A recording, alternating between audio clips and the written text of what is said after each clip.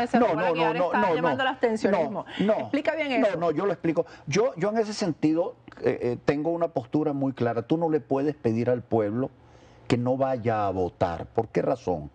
Porque el pueblo sufriente, víctima, el hombre común, la mujer común, que se levanta todos los días con el drama de conseguir una harina pan o conseguir alguna medicina o llegar a un hospital y no poder encontrar la atención, pedirle a ella que tenga una suerte de disposición para el ejercicio griego de la política. Eso es imposible, es casi inhumano pedírselo. Entonces, yo lo miraría también al contrario, que a esta gente que está sintiendo esto ahora, se da cuenta también, Asdrúbal, que ha venido votando por la misma gente o han venido ganando los mismos y la situación cada vez está peor. No, pero al final terminan votando porque es el único momento de ejercicio relativo de ciudadanía. Y ahí vale la experiencia histórica. 1952, Rómulo le pide a los venezolanos que no vayan a votar. Pero teníamos a Rómulo. Claro, le pide que no voten. O tenían, ajá. Le pide y que eso no resultó voten. mal. Y resulta ser que al final ganó las elecciones para la constituyente Jovito Villalba. Sí. ¿Le desconocieron ciertamente los votos a Jovito Villalba? Sí. Lo despacharon a Panamá, a su exilio. Cierto. Copey, que gana en segundo lugar, en el momento en que se instala la constituyente, se retira y no acude a la asamblea. Después viene 1957. Transforman la elección en un plebiscito. ¿Qué hizo el pueblo venezolano? Fue, sabiendo que aquello era una elección en plena dictadura, derrotan al dictador. El dictador dice que no, que él ganó, pero había conciencia en el país de que ellos eran mayoría en contra de la dictadura. ¿Qué te quiero decir yo con esto? Que tú no le puedes pedir a la gente común que no haga el único ejercicio que puede hacer, porque en definitiva no se va a poner un fusil al hombro para regresar a los años 60. No tienen tiempo para asistir ni siquiera a las marchas hoy en día. ¿Por qué? Porque si tú estás desesperado por conseguir un pasaporte o una cédula, entonces hay una situación en lo que te digo, pero la observación puntual va a lo central. ¿Por qué en medio de tanto ejercicio electoral, no solo en Venezuela, sino en el resto de América Latina, a pesar del ejercicio eleccionario, la democracia se está apagando? Se está apagando porque se ha producido un cambio demencial en la historia de la humanidad. No estoy exagerando ni estoy incurriendo en vanos academicismos. Te lo explico de esta manera. ¿Y esa es la tendencia? Va a pasar en es una gran transición, es una gran transición que tú la vas a entender muy bien como comunicadora. Por favor, explícanos. La vas a entender como comunicadora. Desde que el mundo es mundo, hablemos 40.000 años atrás, ¿dónde estaba la fuerza del poder político? En el territorio, en la geografía y en el espacio. Por eso los imperios, por eso las repúblicas, por eso las colonizaciones, por eso las invasiones, por eso las descolonizaciones. Y de la noche a la mañana, ese poder que está en la materia y en el espacio muere con la deriva digital. El espacio pierde el valor y el tiempo y la velocidad y las redes satelitales comienzan a ser los grandes articuladores del poder en pleno siglo XXI. ¿Qué significa esto? Que la base de sustentación del poder de los estados ha muerto. Y por eso es que los estados hoy en día son franquicias, en donde lo que tiene relieve no son ni siquiera las instituciones del estado, sino los gobernantes. Con un detalle que no hemos advertido. Gobernantes que ya no se sienten cómodos siendo gobernantes. Quieren ser periodistas, quieren ser comunicadores. Todo el mundo quiere ser, quiere ser periodista. Todos, sí. Yo no sabía cuando yo estudié periodismo que eso iba a ser tan competido. Bueno, es que es el efecto, es el efecto real. ¿Por qué razón? Porque bueno, unos periodistas y otros animadores de televisión. Claro, no, porque se produce como consecuencia de ese quiebre descomunal en la historia de la humanidad una situación muy particular. Hasta el día anterior de ocurrir ese fenómeno que es propio de finales de los 80, comienzos de los 90, Patricia y Asdrúbal Aguiar éramos venezolanos, con cédula de identidad venezolana. Y un pasaporte y todo. Y un pasaporte. En el momento en que pierde valor la República y el Estado, tú prefieres ser ambientalista o yo dirigente de derechos humanos. o un tercero prefiere ser afrodescendiente o amerindio. O quienes reclaman el derecho a la diferencia prefieren estar en movimientos gay o en movimientos de lesbianas. Entonces uno dice, caramba, es como que hubiesen surgido pequeños países dentro de aquel viejo país. Que cada quien lucha por su propio interés. Exacto. Entonces eso tiene una particularidad, que cada uno de esos pequeños nichos sociales tienen cosmovisiones caseras, son fundamentalistas. Y como reclaman el derecho a la diferencia, no reconocen a los otros. Ahí viene la intolerancia. Entonces de ahí viene el clima de intolerancia que se ve no solo en Venezuela, que está exacerbado. Ya se veía inicialmente en Europa, se está viendo en el resto de América Latina. ¿Qué te quiero decir con todo esto, Patricia? Que es que ha llegado el momento en que, porque uno dice, caramba, pero con esta lucha de trinchera, con estos votos, con estas mayorías en las encuestas, ¿qué pasa? Que las cosas no logran. Por una cosa elemental, porque es que el tiempo de la reconstitución del poder en lo interno y en lo internacional no ha llegado, se está haciendo. Y te pongo un ejemplo que lo va a entender perfectamente la audiencia. Hace 30 años se le hubiese ocurrido a Venezuela decir, mire, voy a tratar de hacerle una guerra a Colombia. Al día siguiente se le presenta a Naciones Unidas, la OEA, claro, el Departamento de Estado y la Unión Europea. Y todos los bloqueos. Bueno, todos los bloqueos, y aquello se acaba allí. Ocurren los hechos de Honduras con el señor Zelaya. Se mueve la OEA El Salvador, se mueve la señora Kirchner, se mueve Chávez. El Departamento de Estado castiga a Honduras, la Unión Europea, Naciones Unidas casi que reúne el Consejo de Seguridad. No pasó nada. Y uno dice... Pero ahí no pasó nada, Asdrúbal, porque ahí había una Fuerza Armada decidida a eso y había un poder que ya estaba constituido y un pueblo que estaba apoyando la decisión. Pero desde el punto de vista global, es un país pequeño, sin fuerza económica, con una Fuerza Armada, pero que tampoco es capaz de hacerle una guerra a un vecino. Un país con muchas limitaciones. Lo que te quiero poner de manifiesto es que voy a un segundo ejemplo que tú lo vas a entender todavía mejor. Hace 30 años atrás, Pedro José Lara Peña, para quienes no saben quién es él, fue un historiador venezolano, un jurista, que asumió como bandera la defensa de la soberanía, territorial. Cuando Lara Peña, de los límites. Claro, cuando él levantaba la bandera y decía, el Golfo es de Venezuela. ¿Era una autoridad? Bueno, temblaban las Fuerzas Armadas, temblaban los políticos, temblaba el país y todo el mundo quedaba a la expectativa y asustados. Hoy en día le dicen a la generación digital, mire, se están llevando Guyana a los guyaneses. Una persona que está jugando con una tableta que le da 3 veces la vuelta al planeta, ¿cómo le habla a uno de límites físicos y geográficos? Entonces, lo que quiero poner de manifiesto con esto... Déjame decirte un ejemplo de eso. Estaba yo pagando algo en una tienda y la cajera me dice, ¿tú eres venezolana? Me lo dice en inglés, ¿no? Yo le digo sí. Y me dice, yo soy de Guyana. Y yo le digo, bueno, estamos en el límite y estamos peleando por tierras. Le digo yo. Y me dice, sí. Le digo, sí, estamos... No sabía nada, me dice ella. No sabía. No tenía idea. No sabía. Y me dice, sí, estamos peleando el Esequibo. Sí, no. Me dice, sí. Discutiendo. Bueno, eso, ¿qué te pone de manifiesto? Que murieron los estados nacionales, están allí todavía como están los partidos. Pero eso tiene que ver también con el nacionalismo, Asdrúbal, o sea, se perdió el nacionalismo o el amor por el país. No, mira, no viene algo que yo me atrevería a plantearlo aquí, aun cuando lo hice ayer con mucha delicadeza en un auditorio que me escuchaba. Aquí no hables con delicadeza. Por lo siguiente, en medio de este deslave, vayamos a Yugoslavia. Yugoslavia es creada por Tito como una república federal. Sí. Cae el muro de Berlín, se desmonta el artificio estatal de Yugoslavia y cuando los yugoslavos descubren que no son más yugoslavos, en el fondo dice, bueno, pero es que yo soy serbio, yo soy croata, cada yo quien soy montenegrino. Su origen. Me pregunto yo si en Venezuela, que ha ocurrido esta implosión, que hemos quedado desnudos de ciudadanía, porque el Estado es simplemente un objeto prehistórico, un objeto de museo, está allí, o sea, pero es un objeto de museo. ¿Qué somos los venezolanos? Uy, pero qué angustia. Simón Bolívar. Qué angustia, porque de verdad que yo lo que más me siento es venezolano. Claro, pero perdóname, es que viene esa pregunta. O sea, ¿qué nos identifica en un mundo de globalización comunicacional, de cruce de religiones, de culturas, de ideas y de pensamientos.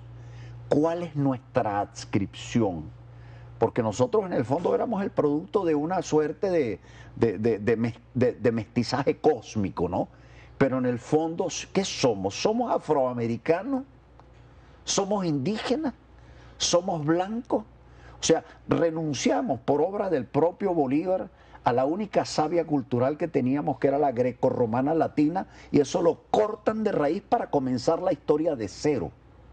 Y cada vez que hemos tenido en Venezuela un gobierno, se pretende comenzar la historia desde cero. Entonces lo único que a nosotros nos dolía era la bandera, el himno nacional, el escudo y el nombre de la República. Perdimos esas 4 cosas. Y entonces no nos quedó nada. Y no nos quedó nada. Entonces, el momento actual, crucial para el venezolano, está no en mirar al otro, sino redescubrir sus propias raíces. ¿Qué soy yo como venezolano? ¿Qué me da identidad? Sí, de hecho, vamos a ir a un corte. Al regreso quiero que me hables si eso tiene que ver con estas conductas del venezolano que antes se desconocían y ahora están saliendo a flote. Estas rabias y estos odios y estos resentimientos que antes no se veían en el país. Y esto de simplemente decirse unos a otros, tú no tienes derecho de vivir en este país, o tú no vuelvas, o no regreses, o vete aquí, o esta cuestión de que el poder lo tienen algunos y entonces el resto no tiene derecho al país, ni tiene derecho a exigir, ni tiene derecho a opinar. Dime si eso tiene que ver con eso al regreso. Al regreso vamos a continuar conversando esta clase magistral que nos está dando Asdrúbal Aguiar. Ya volvemos. Gracias.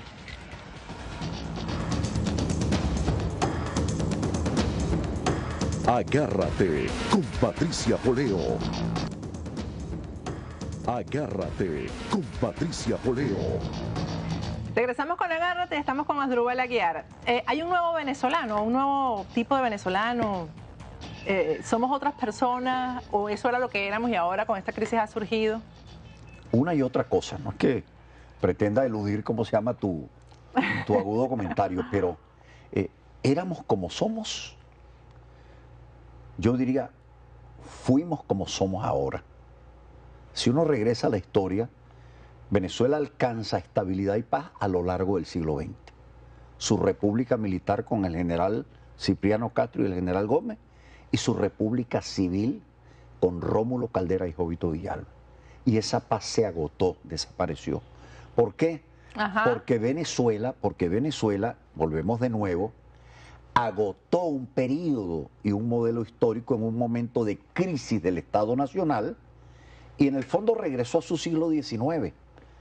Cuando uno lee la historia venezolana y piensa en la caída de la Primera República, hay que recordar que a quienes eran enemigos de la Primera República se les cortaba la cabeza y se les guindaba la cabeza en estacas en cada una de las esquinas de Caracas para que eso sirviese de ejemplo para otros que pretendiesen alzarse. Bueno, eso es lo que está pasando Claro, ahora. el tema de las muertes que se generaron por la disolución de todo el siglo XIX son realmente demenciales.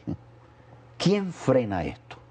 Simplemente el proceso de centralización nacional que impone Gómez, que pasa a ser el padre bueno y fuerte del que habla Vallenilla cuando describe al César democrático, que en el fondo pensaba en Bolívar, pero Bolívar no logra pacificar al país, todo lo contrario, muere contrito por la tragedia en la que sumó a su propia patria.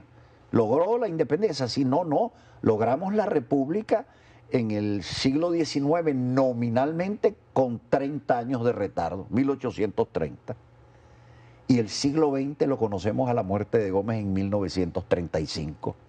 Y el siglo XXI no nos ha llegado a Venezuela. Todavía no ha llegado. No ha llegado todavía a Venezuela.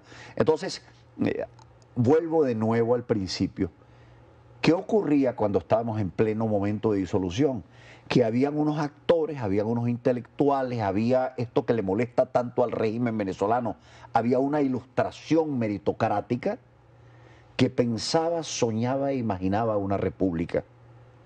Y debo decirlo para que las cosas queden históricamente claras, que cuando uno ve el primer Congreso General Venezolano de 1811, el 82% era egresado de la Universidad de Santa Rosa de Lima y Tomás de Aquino, que es la actual Universidad de Caracas o Central de La Venezuela. Universidad Central. Eran doctores en letras, doctores en cánones, doctores en medicina, quienes eran nuestros ilustrados. ¿Qué dice Bolívar, hombre militar de ellos?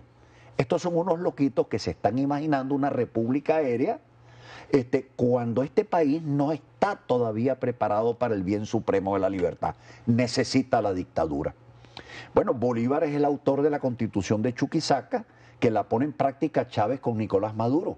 La Constitución de Chuquisaca decía que el presidente era vitalicio y escogía a dedo a su vicepresidente. Eso lo hace Chávez con el señor Nicolás Maduro. Entonces, ¿qué hace falta en este momento en Venezuela? Habiéndose transformado el país en hilachas, el gobierno tiene un poder relativo porque no tiene instituciones que le den poder, tanto que están fracturados como en pequeñas mafias. Ahora, el poder que se lo da la fuerza. Claro, el poder se lo da la fuerza. Claro, pero en medio de una situación que ellos mismos no logran controlarla. ¿Por qué? Porque no es fácil gobernar con 24.000 homicidios en el país. ¿Producto de qué? De la misma disolución 24.000 homicidios con sus homicidas incorporados. Claro. O sea, cada homicidio tiene su homicida. Claro. Porque ese es el tema, que esos son los que gobiernan realmente, claro, no claro. los que deciden. Porque son los que ejercen la fuerza bruta en medio de la disolución. Pero con una particularidad, ninguno de ellos se siente con la fuerza para gobernar. Gobernó a título personal Hugo Chávez porque tenía las propiedades carismáticas y las fuerzas cohesionadoras de un liderazgo cuando tú hablas inédito. cuando tú hablas de gobernar, hablas de organizar o de agrupar mantener la disciplina cuartelaria. Exacto, y que el país funcione. O sea, que digamos, claro, eso es lo que tú llamas gobernar. No, eso no es la gobernación. Pero eso es lo que tú dices que hizo Chávez, me imagino, claro, ¿no? Es lo que mantuvo en medio de la anomia, porque volvamos al argumento inicial. Muerto el Estado, fracturada la sociedad, en la anomia hubo un hombre, es cierto, que mediante la fuerza bruta, pero la fuerza bruta unipersonal, que no cuestionaba a nadie, mantuvo una paz relativa en medio de una violencia que iba creciendo como la lava de un volcán. Por debajo, iba creciendo por debajo. Iba creciendo. Muerto Chávez, se desnuda la realidad que él mismo no quiso remendar ni organizar.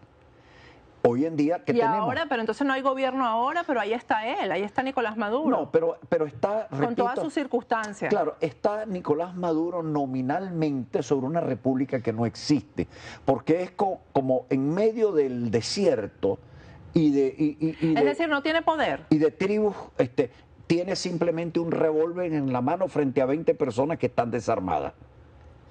Eso no es, o sea, ese es un poder primitivo, bruto. ¿En qué puede terminar eso? Bueno, ¿En cómo puede terminar un país que tiene esas características que tú estás mencionando? Mira, es muy difícil porque yo no soy futurólogo, pero lo que te puedo decir, pueden pasar distintos escenarios. O sea, primer escenario, una implosión social en medio de la desesperación donde muchos se inmolen. Otra hipótesis, en medio de los que manejan la fuerza bruta, como ya no está concentrada, alguno de esos sectores se sobreponga al otro en un juego de potencia e impotencia y que de repente surja la luminosidad de alguno de ellos que diga, caramba, si esto sigue como sigue y algún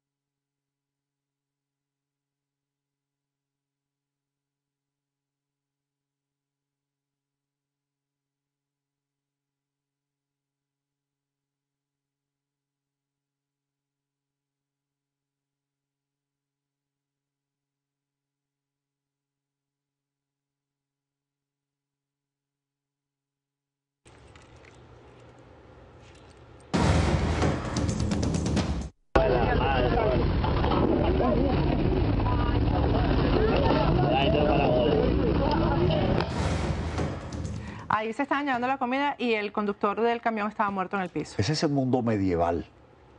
Ese es el mundo medieval. Y por eso vuelvo a regresar al ejemplo histórico. Eso pasaba en el medioevo. ¿Habían muerto las ideas? No, las ideas estaban escondidas en los conventos. hasta que la realidad les impuso la necesidad de ponerle orden al desorden. No podemos seguir viviendo en medio del feudalismo. Entonces, cuando surge esa figura que se está agotando ahora del Estado Nacional, o sea, el Estado no tiene religión, el Estado no tiene cultura, el Estado es un leviatán, una especie de monstruo artificial en donde todos cabemos. Y allí fijamos unas reglas de coexistencia y de convivencia. Ese es el desafío que tiene planteada la humanidad, y no solo Venezuela en este momento, crear las nuevas categorías constitucionales que nos permitan restablecer la convivencia. Yo allí, sí, obviamente, tengo una queja, digo, caramba, Ajá. ¿qué nos pasa? ¿Dónde está ese sector ilustrado, entre comillas, que abandone la trinchera, que abandone la manía candidatural y que asuma la tarea del liderazgo? Que el Pero liderazgo... eso ajá. Yo quiero que tú me digas, porque tú vienes además de partido político, tú eres social cristiano. Sí. ¿Qué pasó en Venezuela? Porque yo tengo la idea de que en Venezuela lo que ocurrió es que no se formó ideológicamente al militante de los partidos. No se les dio una formación o una verdadera base de lo que era la democracia y cómo había que defenderla. Porque lo que tenemos es representantes de partidos que salen cada vez que llaman a votación, salen a elegirse o a tratar de que los elijan, además para asumir un cargo que no los van a dejar asumir o que no los van a dejar desarrollar. Entonces, ¿qué pasó ahí? Ahí hemos tenido en Venezuela, en estas décadas, un vacío de liderazgo, por lo menos de parte de la oposición. No, pero es que ocurrió... y vuelvo al planteamiento inicial, ocurrió una cosa básica. En la medida en que la República estaba organizada con instituciones bien establecidas, los partidos eran parte de esas correas institucionales que funcionaban en Venezuela. Yo creo que los fundadores de la democracia vivieron una tragedia porque conocieron la dictadura de Gómez, la dictadura de Pérez Jiménez, y tuvieron la perspicacia de imaginar, Ajá. inventar. ¿Cómo entendieron que eso no era Inventaron una república civil. Pero ¿cómo entendieron ellos eso? ¿Cómo entendieron que eso no En es medio. lo justo Bueno, para el ciudadano? ¿Cómo entendieron que había que salir de eso? En medio del padecimiento y del sufrimiento. Por eso es que yo no soy pesimista con relación a la situación venezolana. En medio del padecimiento y del sufrimiento descubrieron eso. Que no, ¿Qué yo creo ocurrió? que no era tanto como el que Claro, hay ahora. ¿qué ocurrió? Creo que no había tanto sufrimiento ni tanto No, padecimiento. ese nivel no había llegado. Este es un nivel totalmente inédito. Ah, claro. Entre otras cosas porque tenemos una Venezuela que se modernizó y civilizó, entre comillas, que sufre más las carencias. La Venezuela de aquella época era una Venezuela que vivía con las cosas elementales. Pero ¿qué ocurre en 40 años? Nos acostumbramos a la democracia y dimos a la democracia como un hecho dado y acabado. Y ciertamente que la generación partidaria venezolana se transformó simplemente en administradora de la herencia política e intelectual que habían dejado los padres fundadores. Entonces es como los hijos que reciben una muy buena herencia de un padre muy trabajador y dicen estoy resuelto por el resto de mi vida. Y la despilfarran. Dilapidan la herencia y al final la tragedia. Pero es que ocurre también este otro hecho que tienes que apreciarlo tú también, Patricia, que eres una aguda analista de la realidad venezolana. Era muy difícil en el pasado que un adeco abandonase su partido para irse a militar a Copey. No, eso no existía. O que un militante de Copey se cambiase de Copey y fuese al Partido Comunista. Porque eran partidos con resiedumbre ideológica. En el momento en que mueren con el Estado las ideologías, no es que hayan muerto las ideas, pero mueren las ideologizaciones, porque esas ideologías, ¿a qué hacían relación? A la explotación del hombre por el hombre con ocasión de la materia, y la materia se acabó con la sociedad digital. Ahora todo es virtual, no real. Y en esa virtualidad los partidos pasaron a ser simplemente franquicias. Entonces uno ve que un militante de Primera Justicia abandona Primera Justicia y se va a Voluntad Popular. Uy, sí, no, sale hay de unos que han Voluntad pasado, Popular y sí. se inscribe en Copey. Y En de un nuevo repente tiempo. aparece en un Pasa en un nuevo nuevo tiempo tiempo, o sí. regresa a Acción Democrática.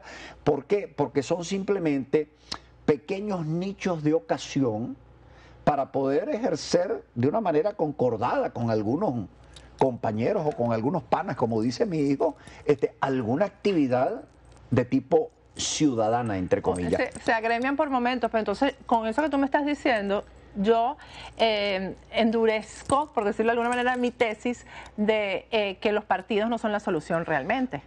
Es que volvemos, o sea, es que no son los partidos. El problema está en que necesitamos recrear nuevas formas institucionales y hasta allí es donde no hemos llegado.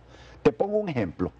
El Estado, cuando nace como Leviatán en la modernidad, la gente lo imaginaba como una suerte de gerencia contratada para que ellos, como especialistas de la política, se ocupasen de resolvernos los problemas mientras la sociedad civil nos ocupábamos de nuestros menesteres, de la cotidianidad. En la medida en que esa sociedad civil se educó y se modernizó a lo largo del siglo XX, hoy en día es imposible que un Estado funcione de espaldas a la sociedad civil. Entonces está ocurriendo un fenómeno inédito. ¿Cómo organizar un Estado en donde tú tienes a la sociedad civil metida a las 24 horas del día? Esa forma hay que crearla, Pero hay que esa recrearla. sorpresa también se la han llevado los partidos políticos, no solamente el Estado. Claro. Los partidos políticos no entienden eso de que, bueno, porque yo tengo que mira, debatir con la sociedad civil lo que yo voy a, cuál va a ser mi estrategia. Porque quien está en su pequeño nicho no lo quiere soltar. No lo quiere soltar. Pero el problema es como cuando yo me empeño en tener un Estado. Fíjate que, y aquí debo decirlo en buena lid, ¿por qué se adelantaron los traficantes de ilusiones del chavismo y del socialismo del siglo XXI? Porque a ellos se les murió su Dios antes que a nosotros. Se les cayó el muro de Berlín, se derrumbó la Unión Soviética, lloraron la muerte de aquello, se quedaron en la Tierra, no se fueron a Marte, y hicieron un ejercicio intelectual. ¿Y ahora qué hacemos?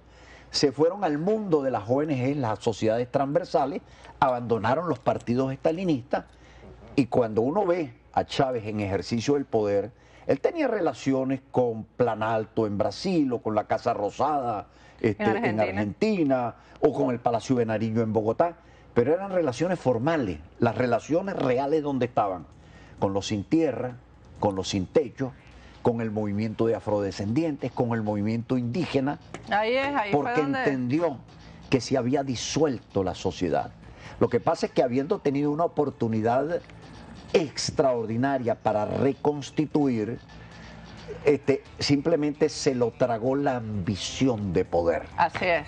Entonces, de hoy eso, en día... vamos a un corte ya porque ahí me están poniendo música y de todo, y al regreso me vas a hablar de estos países que son similares y que están en lo mismo, porque tú eres un conocedor de América Latina definitivamente, Argentina, Colombia, Ecuador, Bolivia, que andan en la misma situación y con el mismo tipo de ciudadano que no quiere, pero ahí está.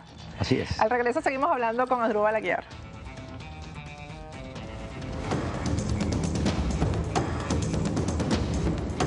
Agárrate con Patricia Poleo.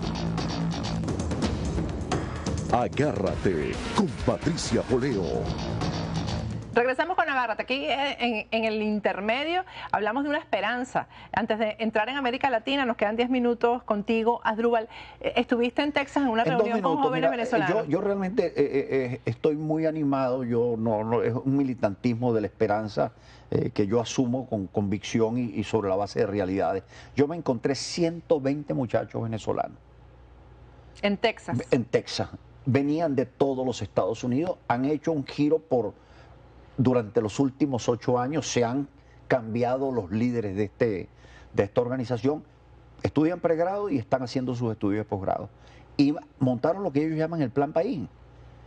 O sea que sí existe un proyecto de país. Un grupo de venezolanos, fue Miriam Comblich, fue Carlos Blanco, fue Juan Maragall, que trabaja con Capriles en la gobernación de Miranda en el área educativa, estuvo un muchacho Eliesa, estuve yo, estuvo mi gran amigo, se va a poner muy bravo conmigo, pues siempre se me olvida el nombre en el momento en que tengo que mencionarlo, que es el humorista intelectual nuestro, el más fino de todos.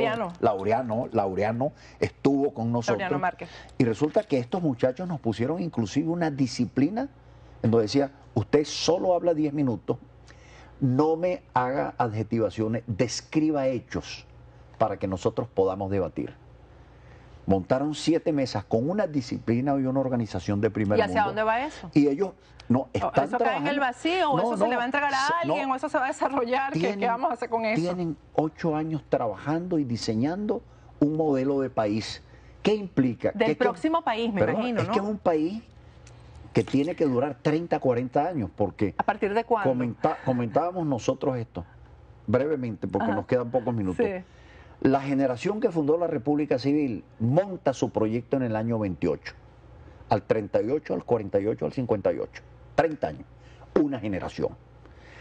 La República que nace en el 58, la República Civil dura 58 al 68, al 78, al 89, con el último gobierno de partido que tiene Venezuela, que es el de Jaime Lucinchi. A partir de allí viene una transición, Con Caldera. ¿no? Carlos Andrés Pérez, que llega como Carlos candidato de partido, pero en contra de su partido. En contra de su partido, exactamente. Llega Caldera, hombre de partido, fuera del sistema de partido, y llega Chávez en contra del sistema de partido. Entonces, es una agónica transición que dura 30 años y ya se ha agotado.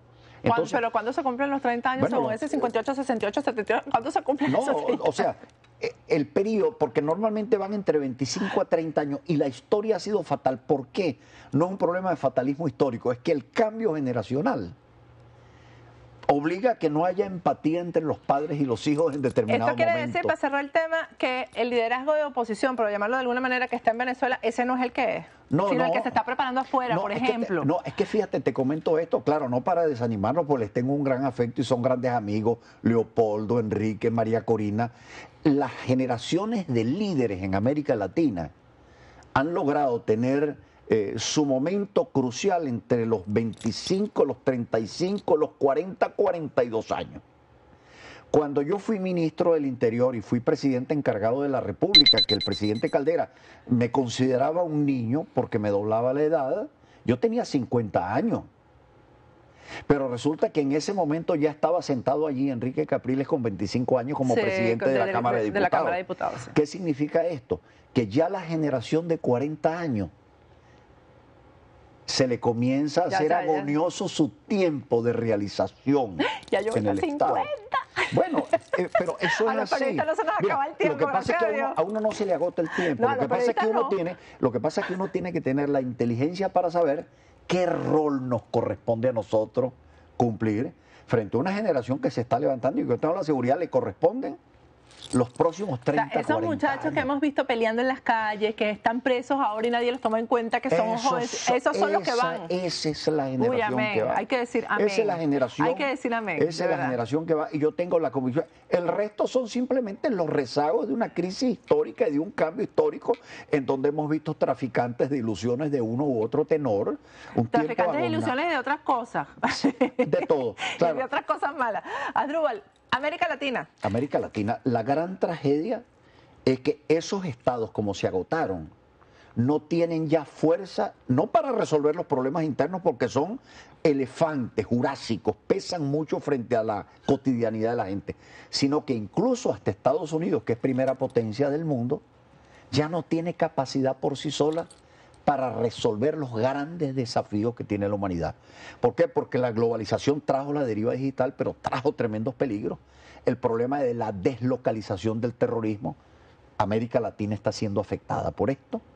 El tema del narcotráfico. Afectada, pero algunos de los gobiernos son los grandes promotores. Claro. Pero y patrocinadores. Ahí es donde viene el tema del narcotráfico, que ciertamente ha generado unos niveles de corrupción exacerbada en las estructuras, terrible, no solo políticas o gubernamentales, sino en general sociales.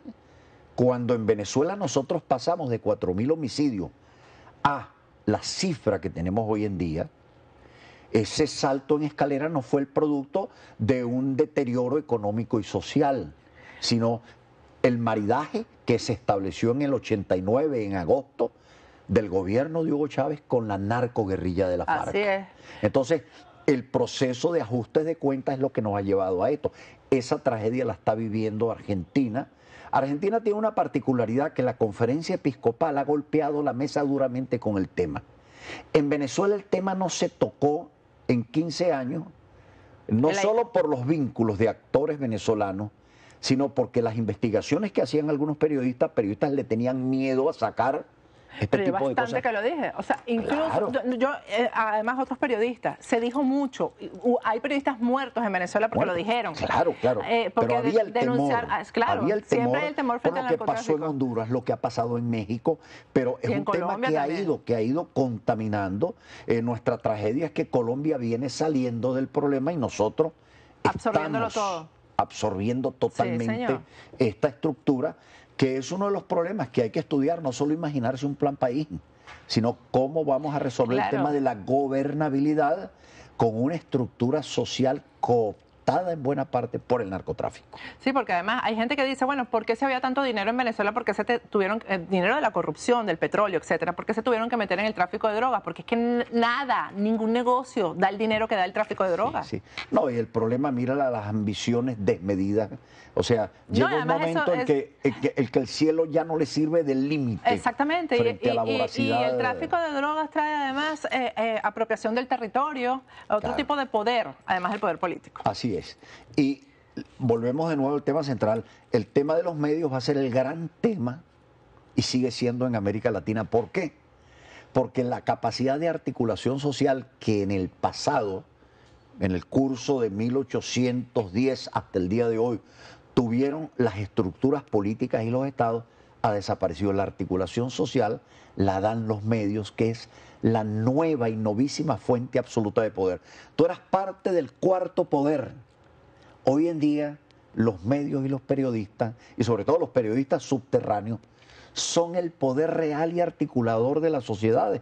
Entonces, obviamente, cuando uno ve un partido político que no tiene arrastre y ve a un periodista que de repente tiene arrastre, eso concita unos celos, unas desesperaciones tremendas, porque anteriormente el periodismo era el cuarto poder que observaba desde afuera, servía de medio, pero la sociedad Mucho global, más pasivo, antes la era mucho más sociedad pasivo. global ha llevado a esto ya, inclusive hasta el viejo periodismo está declinando aceleradamente, la prensa escrita va desapareciendo. Lamentablemente, pero es así. Mira, Y el inmediatismo de las redes sociales y todo. hay que reinventarlas, hay que reinventar los medios. ¿De qué manera? Como tenemos sobreabundancia informativa y falta aquello que era muy importante, la investigación y contrastación de la noticia, los medios impresos van a tener que cumplir ese rol, ya no competir uno con otro por el titular, desarrollar más sino los temas. desarrollar más el tema de la verificación de las noticias que ocurren en las redes. Ahí hay una gran beta, pero el mundo comunicacional es hoy en día el poder, lo virtual, no lo material. Y por eso el capitalismo, el marxismo, la doctrina social de la iglesia pasan a ser un parque jurásico, y hay nuevas realidades. Pero esas son las nuevas realidades. Hay nuevas realidades. Se me hizo corto el programa. Hay que Así es. repetirlo. Gracias, Asdrúbal. Gracias a ti, De verdad que esto fue Patricia, y el una clase encuentro. magistral. Gracias. Y una conversación muy sabrosa. Yo sé que la han disfrutado muchísimo. Vamos a un corte y al regreso vamos a hablar de un tema que nos atañe a todos y en el que todos debemos participar. Ya regresamos. Agárrate con Patricia Poleo. Agárrate con Patricia Poleo. Regresamos con Agárrate. Para nadie es un misterio lo que está ocurriendo en Venezuela con las personas que se enferman y simplemente no pueden tratarse. No pueden tratarse porque no hay los insumos, porque no hay el dinero necesario para los tratamientos costosos, porque simplemente no hay una estructura hospitalaria ni siquiera para atenderlos. Hay unos seres de esperanza que están aquí presentes con nosotros el día de hoy. Alejandra García, ella es presidenta de la Asociación Civil Dar y Recibir, y Ricardo Gamboa, que es director de la misma asociación. Me dijeron que están también, que ahí está también Beatriz Adrián, Así es. mi muchachita hermosa, periodista, también está con ustedes en la misma asociación. ¿Es una fundación, es una asociación o es la Es misma una cosa? asociación civil sin fines de lucro, sí. Cuéntame, porque no quiero quitarles el tiempo para saber de qué se encarga y cuál es el evento que hay aquí en Miami el día sábado para recolectar fondos para esto que es tan importante y que nos atañe a todos, porque todos hemos tenido un familiar, un amigo en esta situación y que no ha podido ser atendido.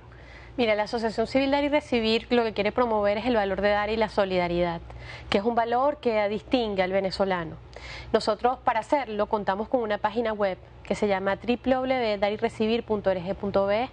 En esa página web nosotros publicamos a manera de cartelera una serie de causas solidarias y humanitarias en las cuales las personas pueden tener acceso a ellas, leerlas, entender de qué se trata y a la vez contribuir con ellas. Es decir, una causa humanitaria para nosotros es una persona, por ejemplo, que necesita dinero para completar un tratamiento médico, para hacerse una quimioterapia, para adquirir una prótesis, por ejemplo. Eso para nosotros es una causa humanitaria y mucha gente quiere ayudar de alguna manera. Nosotros hemos recibido aportes, el aporte más pequeño de 50 bolívares y el aporte más grande de 270.000. O sea, lo que te quiero decir es que queremos buscar en ese grupo de venezolanos, en esa comunidad solidaria, una solución para muchas otras personas que no la están pasando tan bien, ¿verdad? Pero que de alguna forma esperan la mano amiga de alguien que pueda de alguna manera darle ese poquito que sumado con otros poquitos puedas llegar a esa meta solidaria. Entonces funciona como una cartelera, como te decía, y no solamente eso, sino que las personas, además de que pueden aportar a las causas, no solamente nosotros hablamos de aportar en dinero, sino buscamos también que la gente se pueda incorporar a un voluntariado, por ejemplo. Supongamos que tú, Patricia, quieres hacer una campaña de voluntariado en tu comunidad porque te preocupa el tema de la basura, por ejemplo. Tú puedes organizar a tu comunidad y a través de dar y recibir puedes buscar los voluntarios, puedes buscar los recursos o simplemente colocar allí tu causa para que otros vean el ejemplo de lo que tú estás haciendo en tu comunidad y ver cómo cada uno de nosotros, desde lo que tiene, desde el talento, las ideas y los recursos, podemos hacer pequeños cambios que sumados pueden tener un gran impacto. Eso es lo que buscamos a través de la página. Nosotros tenemos casos muy interesantes que hemos logrado, como por ejemplo la quimioterapia para un niño o la quimioterapia para una atleta, una mujer atleta venezolana, para un abuelo que necesitaba una bicicleta. Este caso es hermoso porque este era es un abuelo que vive en Río Chico y que él es el que le lleva las medicinas a los abuelos de la casa de los abuelos. Un sector en Venezuela bastante popular. Bastante popular. Y este abuelo le robaron su bicicleta. Y nosotros dijimos, vamos a poner su causa en la página para que alguien pueda donarle una bicicleta y él pueda seguir haciendo lo que él hacía, que era hacerle las diligencias a esos otros abuelos. Imagínate un abuelo súper activo, además, sí, que utiliza una bicicleta. Y fue increíble cómo en poco tiempo una persona se anotó y dijo, yo tengo la bicicleta. Y ahora Capiro tiene su bicicleta. Entonces, por eso te digo que no solamente es dinero, son cosas que quizás unos tenemos y que los otros necesitan. Y lo que queremos es conectar a esas personas que en este momento necesitan algo. A mucha gente les sobra lo que otros realmente necesitan hasta para sobrevivir. Sí. Cuéntame, Ricardo, ¿cómo deciden ustedes a quién ayudar y cómo la gente se anota en esa lista de enfermedades que no pueden superar? Sí, bueno, lo principal es ingresando a la página web y haciéndote usuario. La invitación es a que la gente ingrese a la página web, conozca nuestro trabajo, vea las causas que están allí y se haga usuario, independientemente que quiera o no ayudar, porque el comentario de decir, mira, ingresé a esta página, existe esta página, mira esto que está pasando, yo conozco a alguien que tiene un problema, tal vez por aquí podemos llegar. Entonces, ¿qué pasa? Ingresas y puedes llenar un formulario si tienes un problema en el que crees tú que te podemos ayudar o la comunidad que integramos la página podemos ayudar. Entonces tú allí llenas un formulario, nos lo envías y nosotros hacemos un estudio, ¿verdad? Y entonces cuando tú entras a una causa, tú vas a ver allí todos los datos de la persona que es la protagonista de esa causa. Es decir, los teléfonos, el hospital, el médico, vas a tener toda la información. Y es así como se decide qué caso atender, por ejemplo. Sí, van llegando. Nosotros tenemos un año apenas, más o menos como 2-3 causas vamos resolviendo mensualmente y va creciendo porque se va dando. Y han tenido aportes, ¿no? Como decía Alejandra. Este sábado hay un evento para recolectar fondos. Así es, sí. Mañana en el programa de mañana viernes también lo vamos a promover para que la gente tenga la información. ¿Dónde es el evento y de qué se trata? El evento es en el The Chill Concept.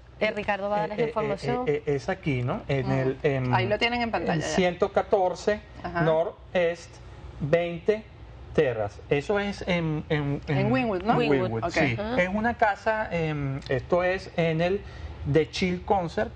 Es una casa antigua que ha sido reconstruida y es como un centro cultural muy bonito y bueno, va a haber un encuentro de venezolanos allí y de amigos de venezolanos, pues para todo el mundo.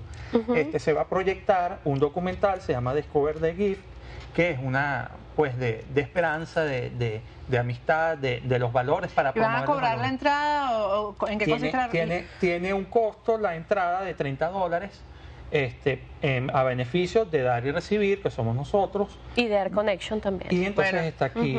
Sí. Mañana, el sábado nos vemos allá. Con seguridad. Gracias por estar aquí. Muchas Se nos está gracias. acabando el tiempo, pero Muchas mañana vamos a hablar de este tema otra vez. Se lo redigo al productor, además, aquí al aire para que esté pendiente de eso. Y bueno, creo que con esto vamos a estar ayudando a algún venezolano, algún familiar, algún amigo que seguramente Así va a estar en es, problemas. así es. Muchísimas gracias a los A dos por ti. haber Muchas estado gracias aquí. a ti. Muchas gracias. Bueno, me despido hasta mañana. Bien pendientes porque mañana vamos a entender qué es lo que está pasando en los cambios climáticos, por qué llueve, los volcanes están en erupción, por qué tiembla, etcétera. Lo vamos a entender, a ver si es que de verdad se va a acabar el mundo, como dicen muchos. Hasta mañana.